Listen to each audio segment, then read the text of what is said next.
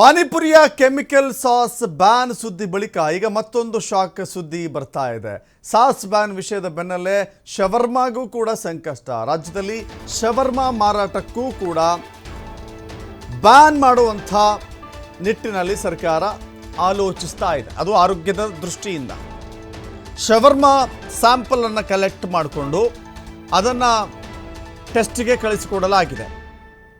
ಅದರಲ್ಲಿ ಏನಾದರೂ chemicals mix ಆಗುತ್ತಾ, ಆರೋಗ್ಯದ ಮೇಲೆ ಬೇರೆ ಪರಿಣಾಮ ಬೀರುತ್ತಾ, ಹೇಗೆ ಶವರ್ಮಾ ಬ್ಯಾನ್ ಮಾಡೋದಾ ಹೇಗೆ ಅಂತ ಹೇಳಿ ರಾಜ್ಯದ ಮೂಲೆ ಮೂಲೆಯಿಂದಲೂ ಕೂಡ ಶವರ್ಮಾ ಮಾದರಿಯನ್ನು ಪರೀಕ್ಷಿಸುವ ದೃಷ್ಟಿಯಿಂದ FSSAI ಮುಂದಾಗ್ತಾ ಇದೆ.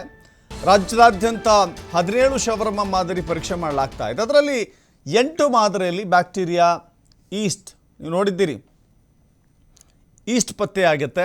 ಸರಿಯಾದ ರೀತಿಯಲ್ಲಿ ಆಹಾರ ತಯಾರಿಸದ ಕಾರಣಕ್ಕಾಗಿ ಬ್ಯಾಕ್ಟೀರಿಯಾಗಳು ಪತ್ತೆ ಆಗುತ್ತೆ ಅಂತ ಹೇಳಿ ಈಗಾಗಲೇ ಅಸುರಕ್ಷಿತ ಶವರ್ಮಾ ನೀಡಿರುವಂಥ ಅಂಗಡಿ ಮೇಲೆ ಕೂಡ ಕ್ರಮ ಮಾಡಲಿಕ್ಕೆ ಮುಂದಾಗ್ತಾ ಇದ್ದಾರೆ. ಅನೇಕ ಕಡೆಗಳಲ್ಲಿ ನೋಡಿರ್ತೀರಿ ನೀವು, ಈ ಚಿಕನ್ ಅಂಗಡಿಗಳಲ್ಲಿ ಒಂದು ಕಂಬಿಗೆ ಮಾಂಸವನ್ನು ಪೋಣಿಸಿ ಬೆಂಕಿಯ ಸುತ್ತಲೂ ಕೂಡ ರೊಟೇಟ್ ಮಾಡ್ತಾ ಹೋಗ್ತಾರೆ.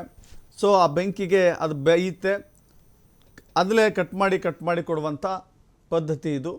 ಕ್ಲೀನ್ ಮಾಡಿರೋದಿಲ್ಲ ಕೆಲವು ಕಡೆ, ಜೊತೆಗೆ ಹೈಜೆನಿಕ್ ಏನಾಗಿ ಬಳಸಬೇಕಾಗಿರುತ್ತೋ ಆ ರೀತಿ ಬಳಸೋದಿಲ್ಲ. ಸೊ ಹೀಗಾಗಿಯೇ ಶವರ್ಮಾ ಅನ್ನೋದು ಬ್ಯಾನ್ ಮಾಡಬೇಕು ಅನ್ನುವ ನಿಟ್ಟಿನಲ್ಲಿ ಸರ್ಕಾರ ಮುಂದಾಗ್ತಾ ಇದೆ. ಶವರ್ಮಾ ಎಷ್ಟು ಸೇಫ್ ತಿನ್ನೋಕೆ ಅನ್ನೋದು ಈಗ ಚರ್ಚೆ ಆಗ್ತಾ ಇದೆ. ಆರೋಗ್ಯ ಇಲಾಖೆ ಇದರ ಕುರಿತಂತೆ ಬ್ಯಾನ್ ಮಾಡುವ ನಿರ್ಧಾರವನ್ನು ಪ್ರಕಟ ಮಾಡಲಿಕ್ಕೆ ಮುಂದಡಿ ಇಡ್ತಾ ಇದೆ.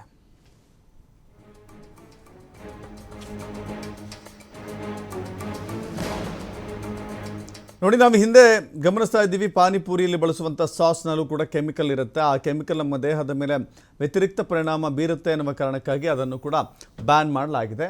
ಇನ್ನೊಂದು ಕಡೆ ಕಬಾಬ್ಗೆ ಮಿಶ್ರಣಗೊಳಪಡಿಸುವಂಥ ಚಿಕನ್ ಕಬಾಬ್ಗೆ ಮಿಶ್ರಣ ಕಲರ್ ಏನಿದೆ, ಕೆಮಿಕಲ್ ಯುಕ್ತ, ರಾಸಾಯನಿಕಯುಕ್ತ ಕಲರನ್ನು, ಬಣ್ಣವನ್ನು ಬೆರೆಸೋದ್ರಿಂದ ಅದು ಕ್ಯಾನ್ಸರ್ ಕಾರಕ ಅಂತ ಹೇಳಿ ಆರೋಗ್ಯ ಇಲಾಖೆ ಕಬಾಬ್ಗೆ ಮಿಕ್ಸ್ ಮಾಡುವಂಥ ಬಣ್ಣವನ್ನು ಕೂಡ ನಿಷೇಧ ಮಾಡಿದೆ. ಇನ್ನೊಂದು ಕಡೆ ಗೋಬಿ ಬಳಸುವಂಥ ಏನು ಆ ಕಲರ್ ಇತ್ತಲ್ಲ ಅದನ್ನು ಕೂಡ ಬ್ಯಾನ್ ಮಾಡಲಾಗಿದೆ. ಸೊ ಹೀಗಾಗಿ ಒಂದೊಂದೇ ಆರೋಗ್ಯದ ದೃಷ್ಟಿಯಿಂದ ನಿಷೇಧ ಹೇರಲಾಗಿದೆ. ಈಗ ಶವರ್ಮಾದ ಸರದಿ ಅಂತ ಕಾಣಿಸುತ್ತೆ. ಮತ್ತಷ್ಟು ಮಾಹಿತಿ ನಮ್ಮ ಪ್ರತಿನಿಧಿ ಕಾರ್ತಿಕ್ ನೀಡ್ತಾರೆ. ಕಾರ್ತಿಕ್, ಈಗ ಮಾದರಿಯನ್ನು ಸಂಗ್ರಹಿಸಲಾಗಿದೆ, ಯಾವೆಲ್ಲ ರೀತಿಯ ಅಪಾಯಕಾರಿ ಅಂಶಗಳಲ್ಲಿ ಹೊರಬೀಳ್ತಾ ಇದ್ದಾವೆ? ದಶರಥ್, ಇತ್ತೀಚಿನ ದಿನಗಳಲ್ಲಿ ರಾಜ್ಯದಲ್ಲಿ ಏನು FSSAI ಸಾಕಷ್ಟು ಆಹಾರ ಪದಾರ್ಥಗಳ ಕುರಿತಂತೆ ಏನು ಅದನ್ನ ಸ್ಯಾಂಪಲ್ ಗಳನ್ನ ಪರೀಕ್ಷೆಗೆ ಕಳಿಸುವಂತ ಸಂದರ್ಭದಲ್ಲಿ ಆಘಾತಕಾರಿ ಅಂಶಗಳು ಬೆಳಕಿಗೆ ಬರ್ತಾ ಇರುವಂತದ್ದು.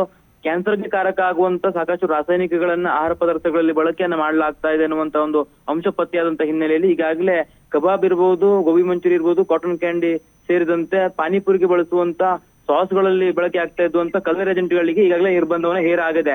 ಇದೀಗ ಮತ್ತೊಂದು ವಿಷಯ ಅಂತಂದ್ರೆ ಶವರ್ಮಾದಲ್ಲೂ ಕೂಡ ಬಳಕೆ ಮಾಡ್ತಾ ಇರುವಂತಹ ಕೆಲವೊಂದಿಷ್ಟು ಅಂಶಗಳೇನಿದಾವಲ್ಲ ಅದರಲ್ಲಿ ಬ್ಯಾಕ್ಟೀರಿಯಾಗಳು ಪತ್ತೆಯಾದಂತ ಹಿನ್ನೆಲೆಯಲ್ಲಿ ಈಗಾಗಲೇ ಅದಕ್ಕೂ ಕೂಡ ನಿಷೇಧವನ್ನು ಹೇರುವಂತ ನಿಟ್ಟಿನಲ್ಲೂ ಕೂಡ FSSAI ಮುಂದಾಗಿರುವಂತದ್ದು. ಜೊತೆಗೆ ಶವರ್ಮಾ ತಯಾರಕರು ಇನ್ನು ಮುಂದೆ FSSAI ಅಂದ್ರೆ ಅಧಿಕೃತವಾಗಿ ಅವರು ಪರವಾನಗಿಯನ್ನು ಪಡ್ಕೊಳ್ಬೇಕಾಗತ್ತೆ. ಇಲ್ಲದೆ ಹೋದ್ರೆ ಅವ್ರಿಗೆ ದಂಡವನ್ನು ಹಾಕೋದಾಗಿಯೂ ಕೂಡ ಈಗಾಗಲೇ FSSAI ಅಧಿಕಾರಿಗಳು ನಿರ್ಧಾರವನ್ನು ಮಾಡಿದ್ದಾರೆ. ಈ ಕುರಿತಂತೆ ಸಾಕಷ್ಟು ಅಂದ್ರೆ ಮಾದರಿಗಳನ್ನ ಸಂಗ್ರಹಿಸಲಾಗಿತ್ತು. ಸಿಟಿ ಪ್ರದೇಶಗಳಲ್ಲಿ ತಯಾರು ಮಾಡುವಂತ ಶವರ್ಮಾದ ಮಾದರಿಯನ್ನ ಸಂಗ್ರಹಿಸಿ ಲ್ಯಾಬ್ಗೆ ಕಳಿಸಿದಂತ ಸಂದರ್ಭದಲ್ಲಿ ಅದರಲ್ಲಿ 8 ರಿಂದ 10 ಮಾದರಿಗಳಲ್ಲಿ ಬ್ಯಾಕ್ಟೀರಿಯಾಗಳು ಪತ್ತೆಯಾಗಿದೆ. ಹಾಗಾಗಿ ಇದು ಜನರಿಗೆ ತಿನ್ನೋದಕ್ಕೆ ಅನ್ಸೇಫ್ ಅನ್ನುವಂಥದ್ದು ಪರೀಕ್ಷೆಯಲ್ಲಿ ದೃಢಪಟ್ಟ ಹಿನ್ನೆಲೆಯಲ್ಲಿ FSSAI ಅವರು ಈಗಾಗಲೇ ಅದಕ್ಕೊಂದು ನಿಯಮವನ್ನ ಜಾರಿ ಮಾಡುವಂಥದ್ದು, ಅದರ ಜೊತೆಗೆ ಶವರ್ಮಾ ತಯಾರಕರಿಗೆ ಕಡ್ಡಾಯವಾಗಿ ನೋಂದಣಿಯನ್ನು ಮಾಡ್ಕೊಳ್ಳೋದಕ್ಕೂ ಕೂಡ ಈಗಾಗಲೇ ಅಧಿಕೃತವಾಗಿ ಆದೇಶವನ್ನು ಕೂಡ ಮಾಡಿರುವಂತದ್ದು. Dasharath, yes, thank you Karthik ನಿಮ್ಮಲ್ಲ ಮಾಹಿತಿಗೆ.